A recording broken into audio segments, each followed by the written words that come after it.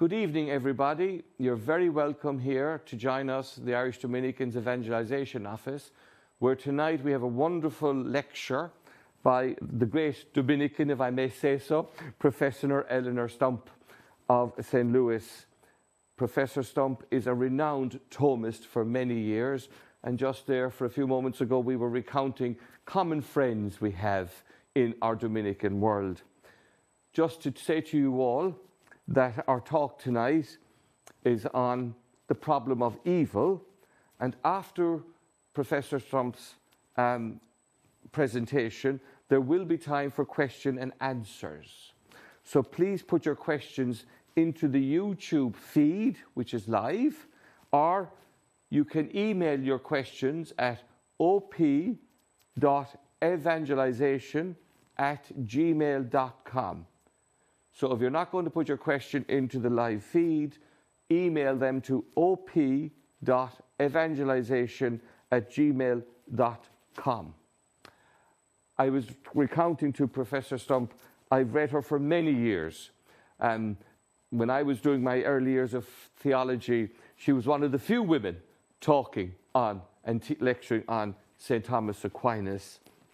As you may know, the Professor Stump is a leading contemporary philosopher whose academic background combines classics, theology, and analytic philosophy, and whose work connects particularly Thomas Aquinas and that whole medieval thought with modern philosophical debates about God, suffering, and human nature.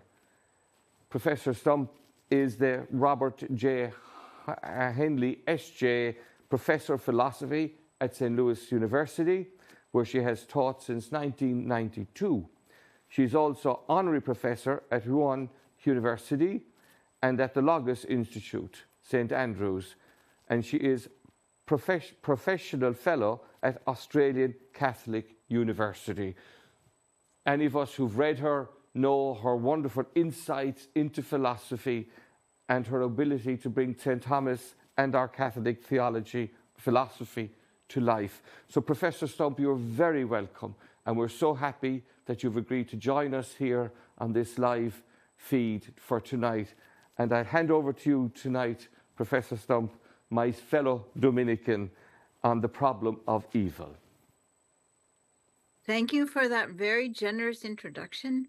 I appreciate very much the good project you've undertaken here with these lectures and your office, and I'm very pleased to be able to be part of it.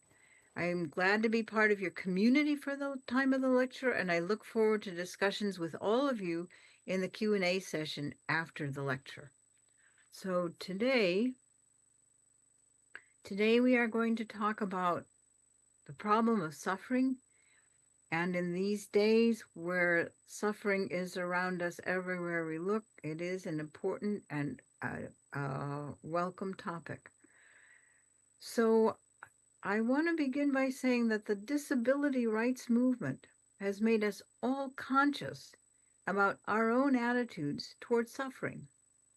Although we sometimes praise a person who suffers for not sinking under his suffering, we still tend to suppose that the sufferer is to be ranked among life's losers more than among life's winners, or that the person who has disability is to be thought of as somebody who's heroic because he stands under his suffering.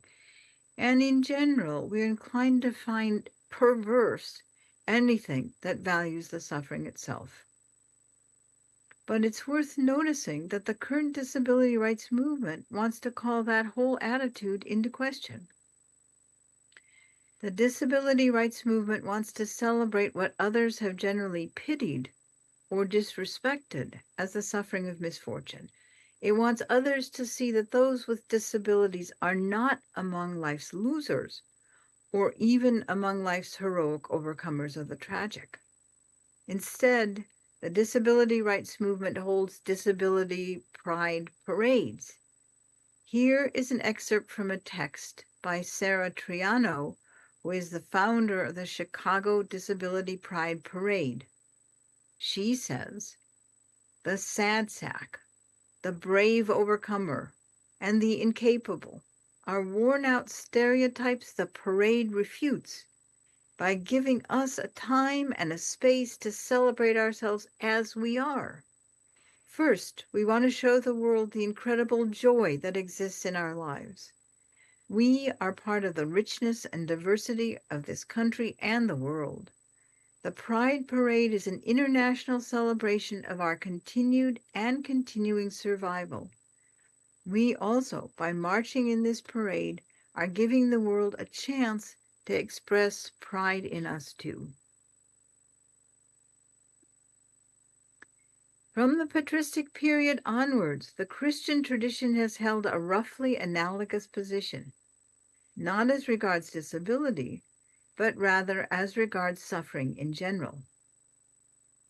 The Christian tradition has supposed that those who endure serious suffering are not the pitiable losers of life, or even the heroic overcomers of tragedy in life, but rather are those who are specially loved by God. That is because on this view, suffering is not only medicinal for the human condition, but is also a gift of God's to those who are nearer to God. John Chrysostom says of people who are scandalized at the sight of human suffering, they do not know that to have these sufferings is the privilege of those especially dear to God. Now, clearly there is something right about the contemporary unreflective rejection of suffering as bad. Someone who valued suffering as an intrinsic good would be mentally disturbed at best and evil at worst. But there is nonetheless something worth exploring in the Christian attitude toward suffering as a gift. In this lecture, I want to look closely at the relevant Christian doctrines to see what can be said to explain this attitude toward suffering and to distinguish it from the neighboring perverse attitude that sees suffering as an intrinsic good. There is a biblical text in 2 Corinthians that expresses the relevant Christian attitude in a paradigmatic way, and it will be helpful to approach the examination of suffering through the claims in that text. In 2 Corinthians 1:5, Paul, who's generally taken to be the writer of this epistle, Paul makes this claim. He says, "As the sufferings of Christ abound in us, so also our consolations abound through Christ." According to this claim, for a suffering person in grace in this life, her suffering is somehow correlated with the consolation she has in or with Christ. The comfort and help a sufferer has from Christ can intensify as her suffering increases. And later in the same epistle, Paul says, "Beholding as in a mirror the glory of the Lord, we are all changed into the same image from glory into glory through the Spirit, the Lord." And Paul goes on to connect the glory of that union with suffering in this way. He says, "Our light afflictions, which last only for the moment, bring about for us a far greater eternal weight of glory." In other words, according to Paul in this epistle, the suffering endured by a person in grace is one source of that person's glory or spiritual loveliness. On Paul's thought in the epistle, something about suffering which seems to deprive a person of flourishing actually enables or enhances the flourishing of the sufferer. To begin to understand Paul's thought about suffering, consolation, and glory, it's necessary to work slowly through its elements, beginning with the nature of human flourishing. Although discussions of human flourishing are by now something of a cottage industry, for my purposes here, a person's flourishing can be thought of as his thriving. So understood, the opposite of thriving is not being sick. The opposite of thriving is rather something like being dysfunctional. The failure to thrive is a broad category that encompasses any kind of impairment or impediment to the proper functioning of some part of a person or even of the whole person himself. Thought of in this way, it's evident that thriving comes in different modes. To begin with, we can distinguish the thriving a person has when he suffers no impediments as regards his body. We can distinguish that from the thriving he has when he suffers no impediments as regards his mind. We can think of thriving that is either as bodily thriving or as thriving of mind, and it's possible to have one of these modes of thriving without the other. So, for example, there are people who are in excellent bodily condition, but who suffer from mental illness or some other impediment of mind. Buzz Aldrin, whose picture's on your screen there, Buzz Aldrin was in peak athletic condition when he flew to the moon in 1969, but he later acknowledged that he also suffered from serious depression. On the other hand, clearly it's possible to have great bodily impediments, but to be thriving in mind. So there on your screen is a very disabled woman, Harriet McBride Johnson. She was a highly accomplished, highly intelligent disability rights lawyer and activist. But as you can see there, she had serious bodily impairments. In the New York Times newspaper article in which she discussed her extended arguments with Peter Singer, a Princeton philosopher who advocates aborting disabled infants, Harriet McBride Johnson describes herself this way. She says, "I'm very thin. My flesh is mostly vanished. It's a jumble of bones in a floppy bag of skin. My right side is 2 deep canyons. To keep myself upright, I lean forward, rest my rib cage on my lap, plant my elbows beside my knees.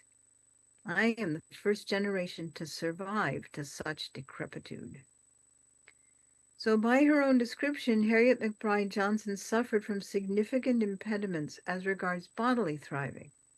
But on the other hand, her meaningful work, her excellence at that work, her very ability to handle exchanges with abortion rights proponents such as Peter Singer, all those things that she did with such intelligence and wit and courtesy, all those things testify to her thriving in mind. There is a general consensus that, other things being equal, thriving in mind outranks bodily thriving. Few people would be willing to trade diminished bodily thriving for comparable diminishments of thriving in mind, and this common attitude seems right. On the scale of value commonly found in the Christian tradition, and much contemporary thought too, the best thing for human beings is a matter of relationships. And if they are serious enough, impediments with regard to thriving in mind are more of a barrier to relationships than roughly comparable impediments to bodily thriving are, other things being equal. Furthermore, on the traditional Christian scale of value, the greatest human relationship is with God, and so the greatest thriving for a human person is in that relationship too. And even serious impediments to thriving in mind are not a bar to a human person's relationship with God. So consider, for example, this report of religious experience on the part of someone suffering from mental illness so significant that he had to be kept in a mental facility, in a mental hospital. The patient reported an experience of this sort. He says, "At one point I reached utter despair, and I wept, and I prayed to God for mercy instinctively and without faith in reply. That night, I stood with other patients in the grounds waiting to be let back into the hospital, and suddenly someone stood beside me, and a voice said, 'Mad or sane, you are one of my sheep.' I never spoke to anyone of this, but ever since, 20 years, it has been the pivot of my life." Even among those with both bodily thriving and thriving in mind, few people have such powerful religious experiences. The religious experience this patient had was so great as to center his life for a long time on his telling of the story, and to bring him consolation throughout that whole period. The closeness to God of the original experience and the ongoing relationship with God that it provoked were great enough to endure through many years of this patient's life.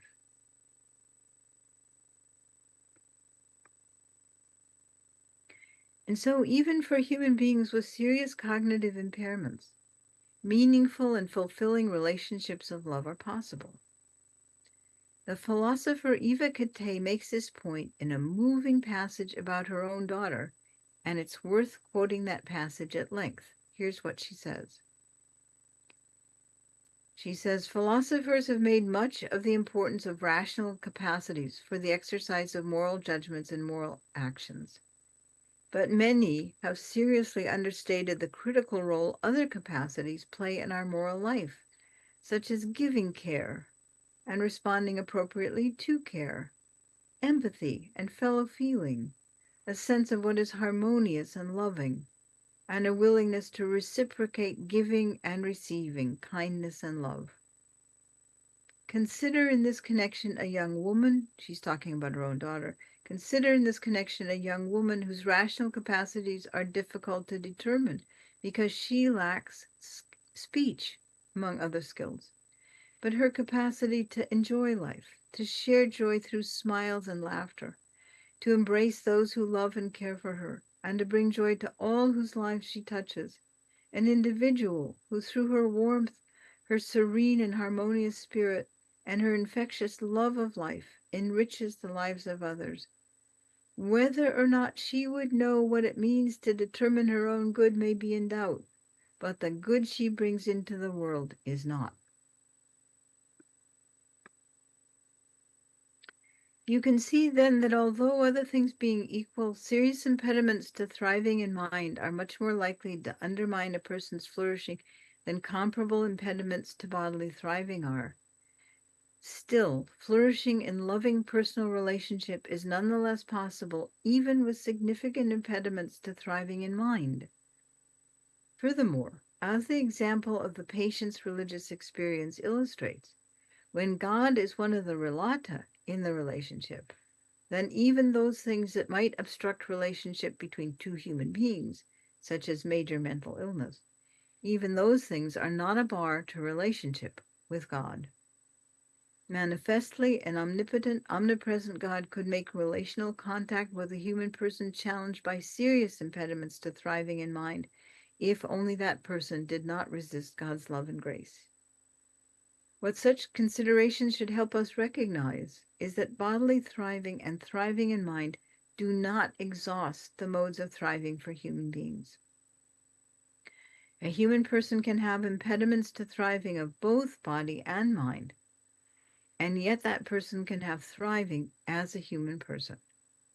And so there is a third mode of thriving.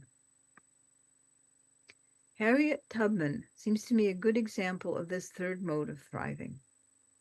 She was born a slave in the American South, and from early childhood on, she was recurrently separated from her family. When she was only 6 or 7 years old, for example, she was farmed out to a different household as a house slave and as a nanny in that house. In that job, child though she was, she endured severe beatings, and she was often deprived of sufficient food and adequate clothing. Later in life, as a result of the abuse of one slave master, she suffered a serious head wound, which left her with lasting neurological problems. Throughout the rest of her life, she seems to have suffered from narcolepsy and other manifestations of brain damage as a result of that injury. It is difficult to believe that in addition to those neurological problems, she didn't also have lasting psychological damage from the trauma of the abuse she endured as a child. And this is only the beginning. The story of the suffering of her life is too great to be summarized adequately in a short space here. And it is hard to tell, hard to read, even in abbreviated form, because the cruelty inflicted on her is heartbreaking. When she was a young woman, Tubman succeeded in escaping from slavery, and she spent all the rest of her long life rescuing other slaves and working for the abolition of slavery, often in perilous circumstances. When a biography of her was being prepared during her lifetime, she asked Frederick Douglass to write a recommendation for the cover of the book. At that time, Frederick Douglass, a former slave, was influential and famous. And this is what Frederick Douglass, who was so worthy of honor himself, this is what Frederick Douglass wrote to Harriet Tubman. He said to her, "You ask for what you do not need when you call upon me for a word of commendation. I need such words from you far more than you can need them from me, especially where your superior labors and devotion to the cause of the lately enslaved of our land are known as I know them.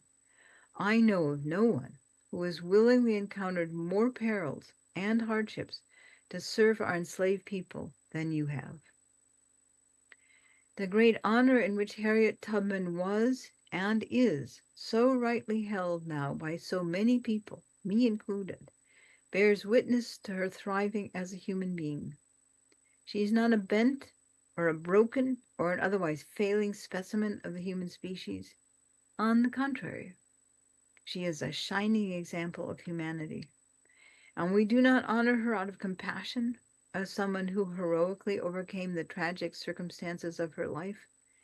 Rather, anyone with integrity has to acknowledge that she sets a standard for human greatness, and so also for thriving as a human being. But she had that thriving with serious impediments to thriving of body and thriving of mind. What the case of Harriet Tubman shows us is that thriving of body and thriving of mind are neither necessary nor sufficient for personal thriving. This is a third mode of thriving, and it's hard to know exactly what to call it, but because it's the thriving of the whole human being, not just a part of a human being, I'm calling it personal thriving. Because it's the thriving of the whole person, personal thriving outranks thriving of mind or thriving of body, or even both of them combined. Human flourishing, then, is not just a matter of thriving in body or thriving in mind or both. It's a matter of thriving as a person, and that thriving can occur even when someone suffers from significant impediments as regards both mind and body. As the example of Harriet Tubman illustrates, the depredations of other human beings, the consequences of severe poverty, the misfortunes of nature, and other similar afflictions cannot take away from a sufferer the possibility of flourishing. For even resplendent human flourishing, it is not necessary that the impediments to thriving of body or thriving of mind be prevented or removed. Now I recognize the troublesome appearance of this claim and the dreadful misuses to which it can be put. But if this claim were not true, then human flourishing would be another monopoly of the wealthy Western industrialized countries, or at least the upper classes in them. Wealth can go a long way towards the prevention and amelioration of impediments to the thriving of mind and body through the nutrition, medical care, and education that wealth makes possible. But wealth is neither necessary nor sufficient for human flourishing, and consequently, neither is the thriving of body or thriving of mind that wealth helps to produce. I want to add loudly and clearly here that this claim should be no consolation for those people who cause suffering to others, or whose indifference contributes to the suffering of others, or who fail to remedy the suffering of others when they can easily do so. That flourishing is compatible with suffering does not imply that such people aren't hateful in their conduct. It is hard not to notice that just as the patristic thinkers supposed, some diminishments in thriving of body or mind can in fact be woven into personal thriving.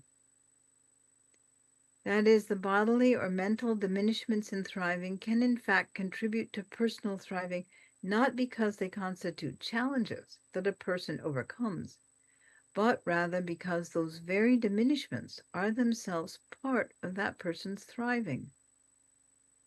The diminishments are integral to the person's thriving in the sense that their removal would constitute the removal, or at least the lessening, of the personal thriving. Harriet Tubman's suffering from the depredations of the slave society around her and her consequent impairment in both mind and body seemed to be part of the fabric of her character, marked by her charismatic leadership in her society and her self-sacrificial care for others. Or think of the same point the other way around. How many people who live an upper-class life without much serious suffering, without much of any impairment in mind or body, count as having great personal thriving?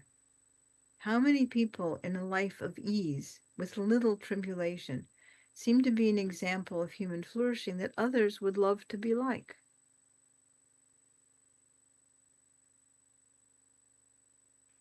On the contrary, you might say, greatness of personal thriving seems to be found largely, if not exclusively, among those people who suffer greatly too. It is difficult to think of anyone who lacks such suffering and yet excites powerful admiration for the personal thriving of his life. That suffering can lead to great personal thriving seems to me overwhelmingly confirmed by evidence of all kinds, including historical reflection, psychological studies, and plausible fictional narratives. But why it should be so is harder to see.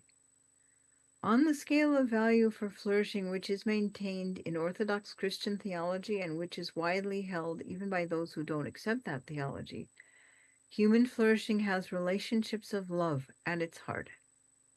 But the post-fall human condition is characterized by a tendency to turn away from such relationships into willed loneliness and isolation. And so the post-fall human condition inclines a person in a direction that undermines flourishing when flourishing is understood as a matter of relationships of love. Suffering can make a difference to this condition in varying ways. To take just one example, because suffering is generally aversive, it can drive a person to seek amelioration from the suffering, and that amelioration will have to be sought, at least in part, in the remedies that other people can provide. Or if all remedies fail, then suffering can incline a person to seek just the consolation that other people can give by their presence and compassion. Suffering can somehow be made more bearable by the loving presence of other people.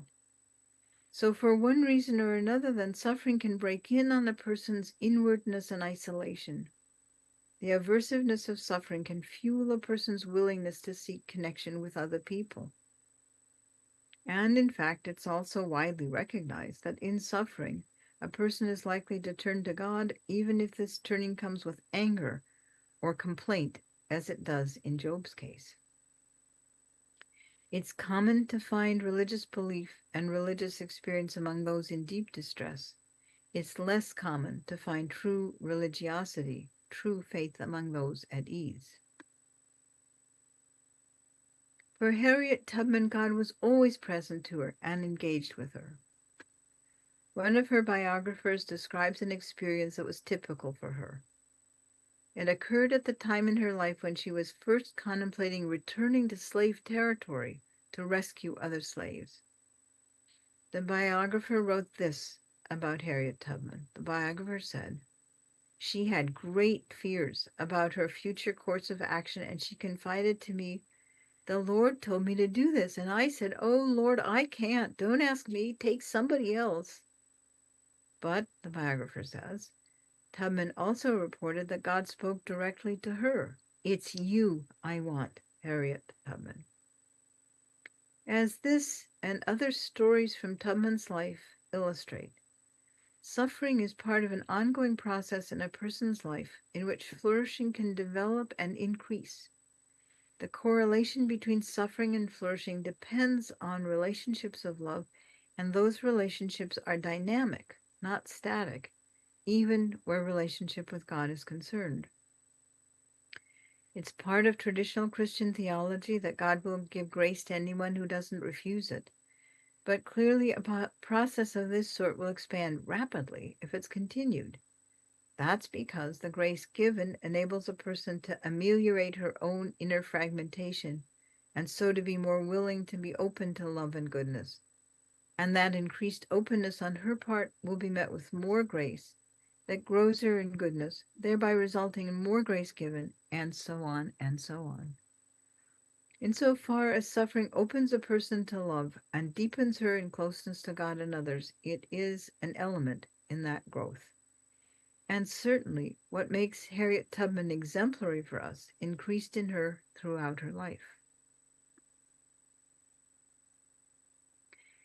I have no wish to support anything that would seem in any way to make light of Tubman's suffering. The suffering inflicted on her by the people promoting and maintaining slavery, that highlights for us the terribleness of the human post-fall disorder, for which no words seem negative enough. Nonetheless, with diffidence, I want to suggest that Harriet Tubman's life also illustrates the complicated thought in 2 Corinthians set out earlier here, and the traditional Christian attitude towards suffering represented by the quotation I gave from John Chrysostom at the outset of this lecture. On the complex thought in the Pauline epistle, in virtue of suffering, a person can grow in flourishing, even with irremediable and significant impediments to thriving of body or mind. Person can grow in virtue of suffering until there is in her life such flourishing that it's right to think of it as glory. Tubman's flourishing came to her in virtue of her suffering, and the result is that her life is an example of the best a human life can be. The connection that the epistle makes between suffering and glory is illustrated in her life. And her life also illustrates the epistle's claim that consolation increases with affliction. That Harriet Tubman is as exceptional in her ongoing religious experience as in her great-heartedness and her suffering, that's evident not only from her own testimony, but also from the testimony of others who knew her. Her contemporary biographer summed up the matter this way: Harriet spoke of consulting with God and trusted that God would keep her safe. Thomas Garrett, a famous person in that society, Thomas Garrett once said of Harriet Tubman, "I never met with any person of any color who had more confidence in the voice of God as spoken direct to her soul." This evaluation of Harriet Tubman's religious life is surely right. At any rate, it's highly doubtful whether any of those in the relatively wealthy slaveholding community around her had the kind of ongoing powerful religious experience she did. And so the epistle's correlation of glory and of consolation with suffering seems well illustrated in her life. On this way of thinking about suffering, it's not hard to see why Chrysostom would think that those who suffer more are also especially dear to God. And here it is very important to me to highlight what I am not claiming, and I hope you will hear what I'm saying here. This is what I am not claiming. I am not claiming that the good of human flourishing justifies any human being in causing or permitting or failing to remedy suffering of the sort Tubman endured. To say that a person flourishes as she does, at least in part, in virtue of her suffering, does not imply that it would be acceptable for another human being to permit it, or to cause it, or to refuse to remedy it if he could readily do so. It is one thing to claim that some suffering can lead to the flourishing of the sufferer, and another thing entirely to claim that a person is justified in causing or allowing such suffering on the part of somebody else for the sake of that flourishing. In addition, the consolation that increases with affliction, as the epistle describes it, may not come at the same time as the affliction. It may come only later. So that even those who seem to lack all consolation because they are burdened by depression or something else that leaves them destitute of ordinary human peace, even those people may yet find that their suffering enables them to flourish later with greater peace and greater joy than others who have not experienced the desolation they have gone through. Finally, someone may suppose that for every person such as Harriet Tubman, there are countless other people who do not flourish in their suffering. But such a claim about the relative proportion of people who suffer without ever flourishing, that seems to me unsupported by any good evidence. Think about it this way. Suffering is not always transparent even to the sufferer, let alone to people around the sufferer. You might think you are completely healthy, for example, and nonetheless, it might turn out that you are even now suffering from metastasized pancreatic cancer. And in a similar way, flourishing is not transparent either.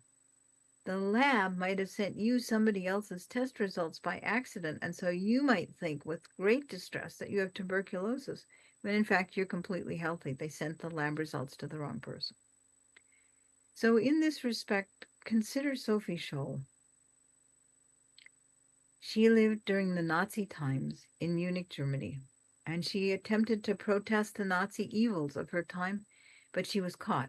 The Nazis got her, and they put her through a speedy show trial and very quickly executed her. She was beheaded. She was buried in an outcast grave at what was then the edge of her city of Munich, and hardly anyone around the world then knew who she was or cared to know either. But now she is honored the whole world over for her courage and her willingness to risk her life for the sake of justice in her community.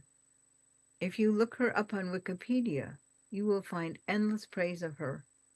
She is honored everywhere for the flourishing of her life, and now her grave is never without fresh flowers. So it's possible for a person to suffer and to flourish in ways invisible to others, at least for a time, at least in this life. But the flourishing is real, nonetheless. Consequently, the claim that most sufferers find no flourishing in their suffering is not only unsupported, but in fact, it's such that empirical support for it is, in principle, hard to come by. So here's the end of the story. With these caveats underlined, these possible objections looked at briefly, it seems to be right to acknowledge that there is a connection between the flourishing of the life of a sufferer such as Harriet Tubman and the suffering she endured. In other words, it seems to me true to say with the thought of the epistle that somebody like Harriet Tubman flourishes in virtue of her suffering. If there is something heartbreakingly shaming about the whole human species in consequence of its part in such horrors as slavery of the sort we had in the American South, then the gloriousness of Harriet Tubman's life is highlighted by contrast. With all the impediments as regards mind and body which were a suffering for her, who would not grant that the flourishing of her life greatly outranks that of the slaveholders who would have had vastly less suffering than hers, or even with regard to the people who weren't slaveholders but who just lived at ease around her and were content not to mingle themselves in the troubles of the slaves? Who would pick one of those slaveholders or one of those indifferent other people as exemplary of human flourishing? By contrast with the life of Harriet Tubman, their lives look sad or shaming for our species.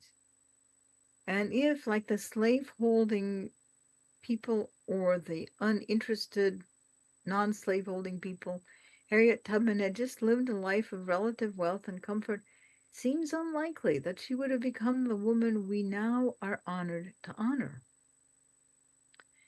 And so there is, it seems to me, something deeply right in the traditional Christian attitude about suffering. A person is more than the sum of her mind and body, and there can be a magnificent flourishing of the whole person, not in spite of, but because of the suffering she endures. And with that, I am done. Thank you for your attention.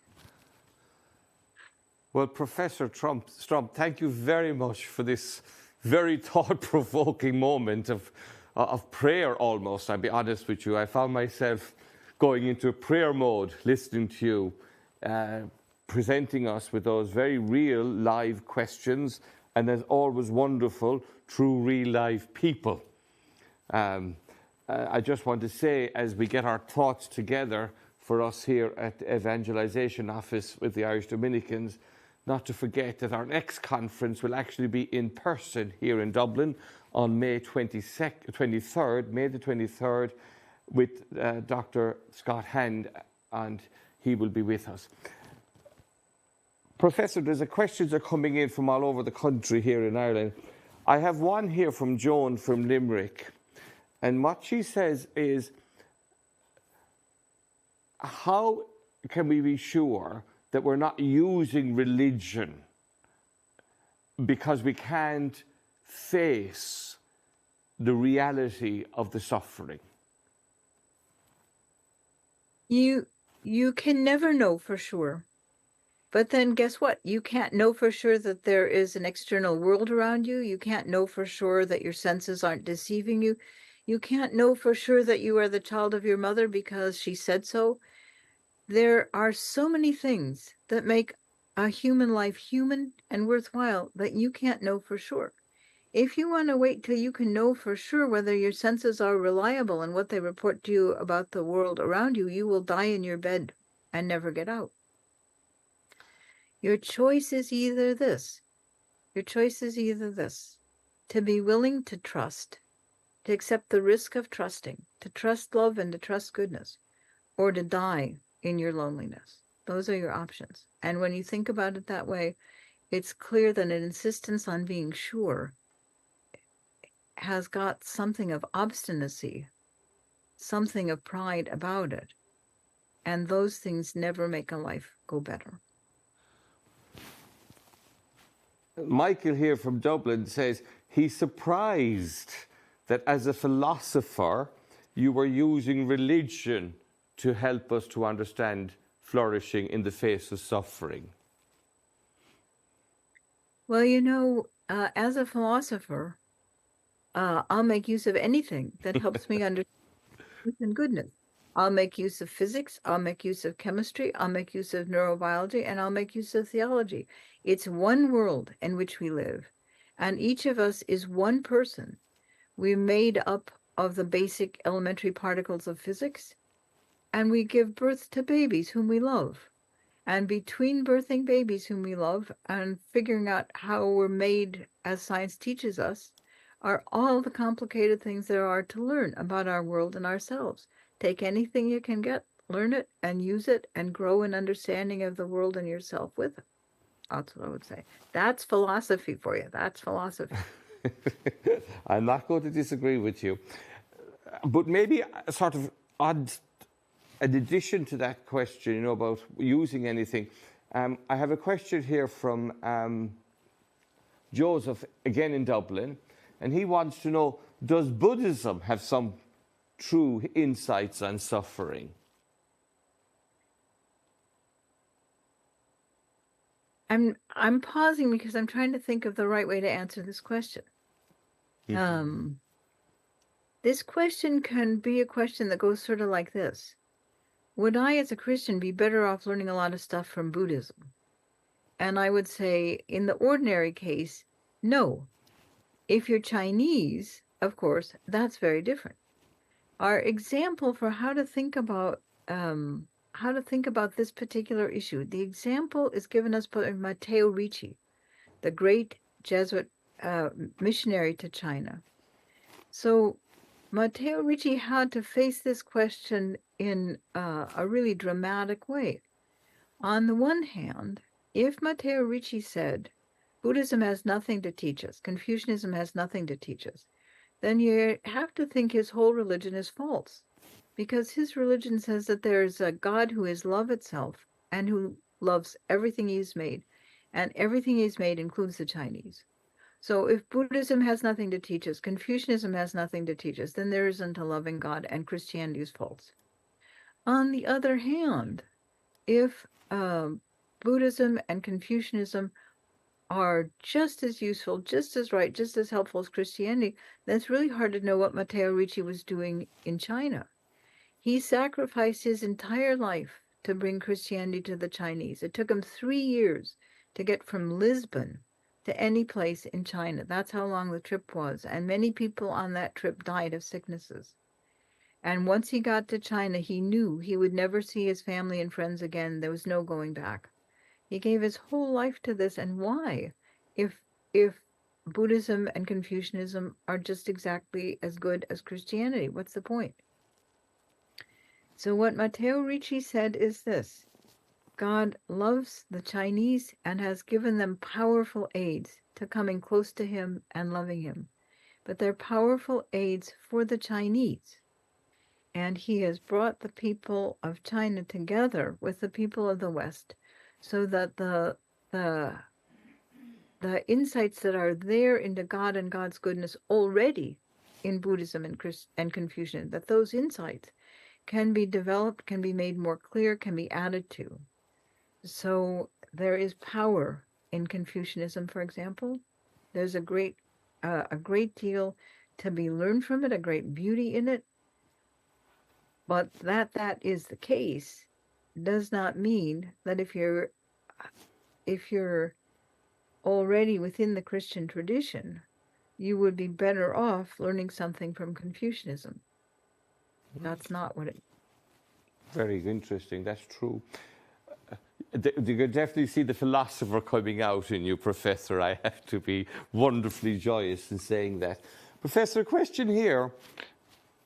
The person doesn't give us their name, but she says, do you make a distinction between the problem of evil and the problem of suffering? I don't make a distinction, but I prefer to speak of, in the philosophical world, it's always called the problem of evil, and I prefer to speak of it as the problem of suffering, because evil is a word that we use both when we think of somebody who's suffering and when we think of somebody who's doing something hideously, horribly bad. And when people do hideously, horribly bad things, that does not raise for us a philosophical problem about the existence of a loving God. It's when people suffer that we have a question about the existence of a loving God. So it's just clearer to speak in terms of the problem of suffering as distinct from the problem of evil. Okay. Would you say your approach is more personalistic? In the sense of John Paul's talk about personalism, if I put it like that. Well, I wouldn't think that was the right way to think about it. I think the way to think about it is like this: the sufferers are persons. What redeems their suffering is personal relationships of love with one another and also with the deity. So that thinking about what goes into making human beings flourish, what keeps them from flourishing, all these things, they're essential to the problem of evil. So I don't think we need anything particularly, what do I say, anything worthy of a title. Okay. To the problem of suffering. We just need to think about what goes into that problem. And you can think about that whether whether you're a personalist or a neo-Thomist or whatever it might be, like that. Well, an interesting question here from Martin in Dublin. I'm sorry, I'm hitting you to get if we can get as many questions answered by the people who are part of this evening's discussion. He wants to know, would you think there would be empathy in the world if there was not suffering? Well, to answer that question, we need to think about what empathy is. If you take that word etymologically, it means that you have pathos, you have emotion, you have an internal state, which is part of the state that is in somebody else. Now, you can surely use the word, we primarily do use the word, to mean that you share somehow, in some respect, the suffering that is in somebody else. But strictly speaking, that very idea, covers any kind of connection in emotion.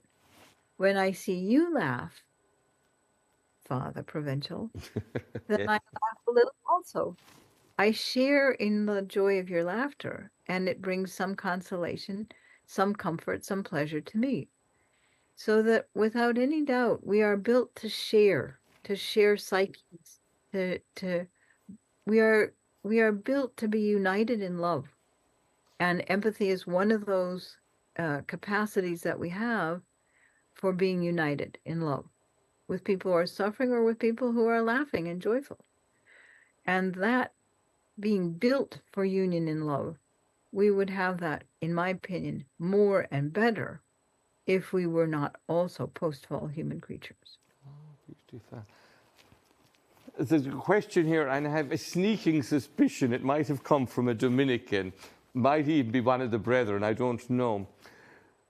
But he says, generally speaking, people think of Thomism as rather stuffy or lifeless, whereas your presentation this evening has us very much aware of the human person and the human reality.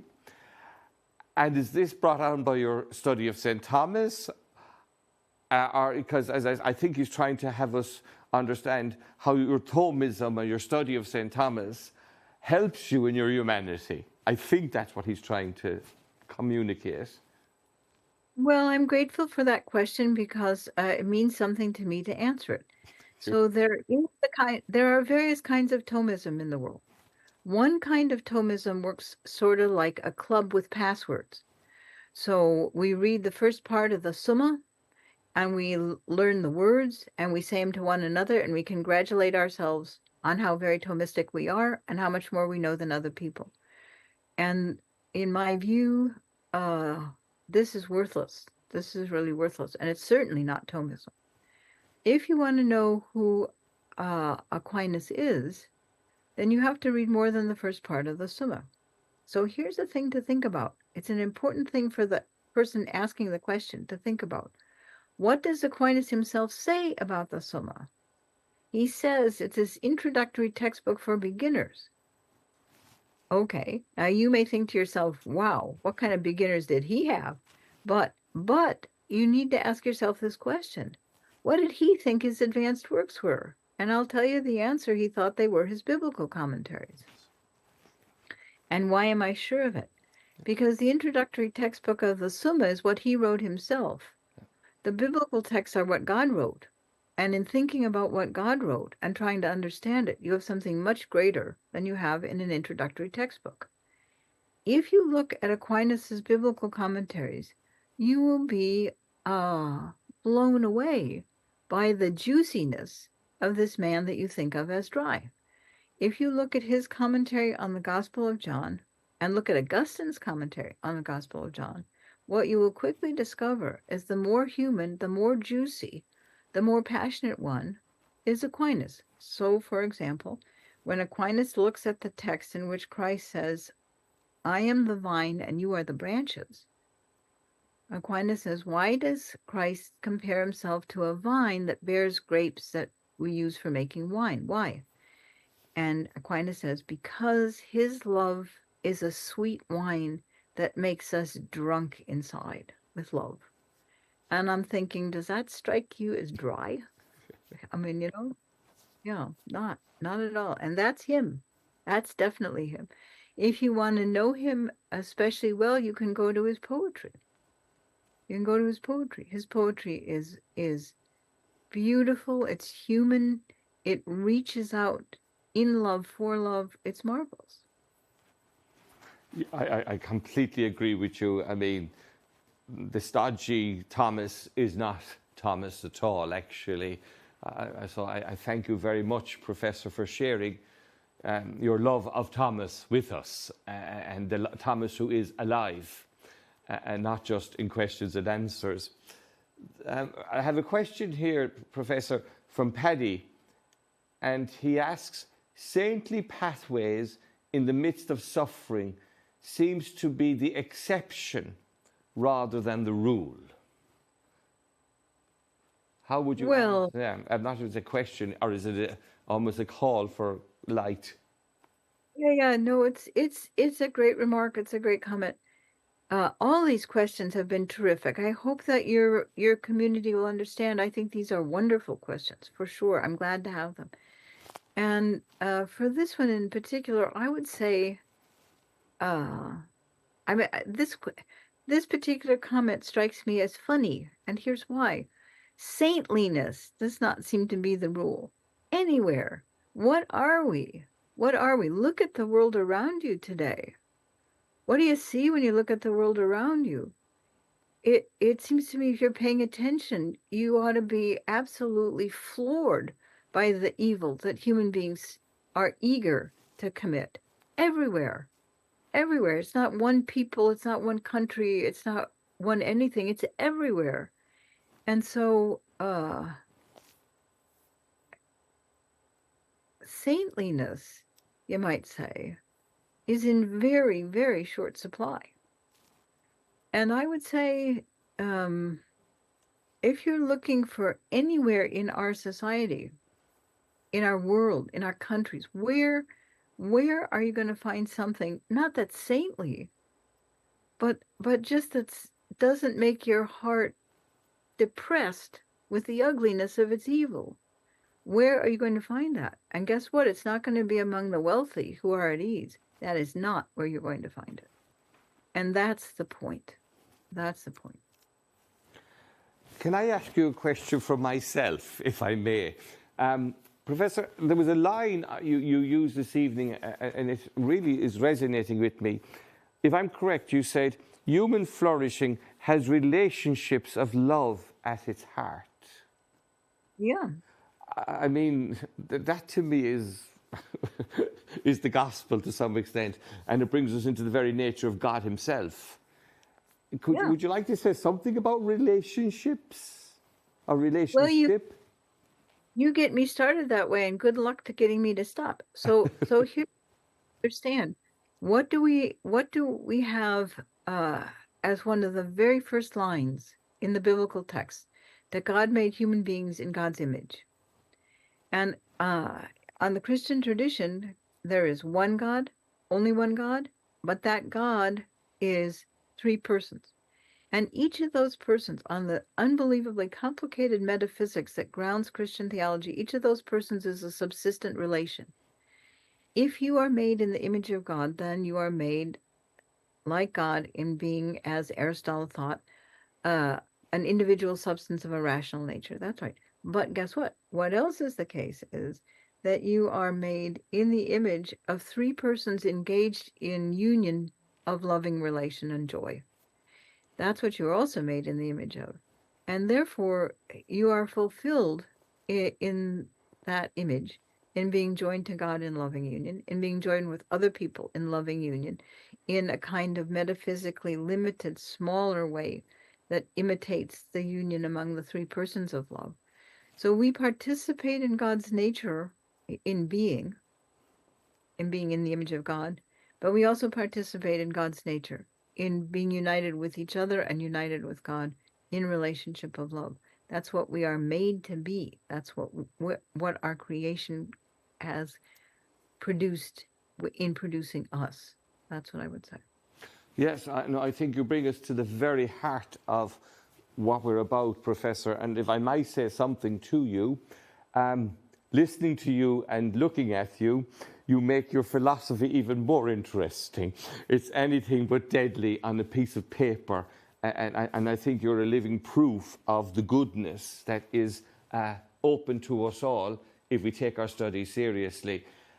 We only have about 2 minutes left, right? And I'm sorry I didn't get through all the questions that come in from all over the country. But there's a very quick question. I'm not sure there's a quick answer. This question says, the problem of evil resides in free will. Many atheists deny this by stating that free will is just a result of influences with external factors. What then is the proof of the existence of free will?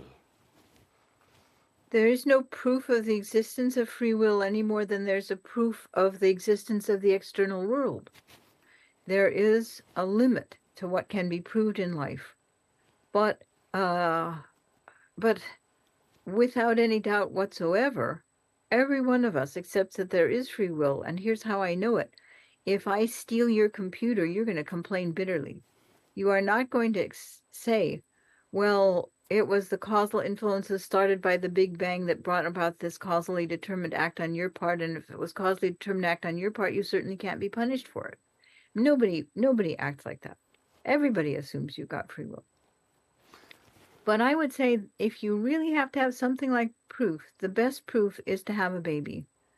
So when you are pregnant with your first child and finally the baby is born and you're bringing this wonderful being home from the hospital, you have a dream. And the dream goes like this. We are going to make Eden for this precious, precious small human being. We are going to live together in love, in happiness, in peace, in dignity.